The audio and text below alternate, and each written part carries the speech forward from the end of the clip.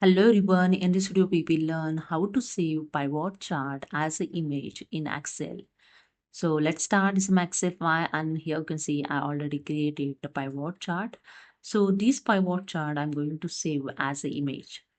Simply right click on the chart area. You can see when you keep cursor here, this is the chart area, is a name also blink here, the chart area. When you keep cursor, this is a plot area. So simply right click on the chart area, okay? Then click on the Save as Pictures options. And here the Save as Picture dialog box is open.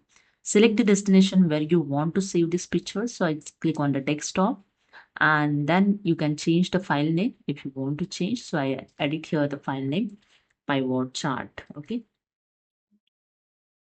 Then in file type, you can save as a file type. The PNG is automatically selected. If you want to change the file type, just click on this drop down arrow and you can select here JPG, GIF and others. Okay. After that, click on the save, and that's it. Your pivot chart saved as image. So I just go to the desktop, and here you can see the pivot chart image is saved. Simply double click to open this image, and that's it. Your pivot chart image is saved. Okay. So hope you understood. If you like this video, please subscribe. Thank you so much.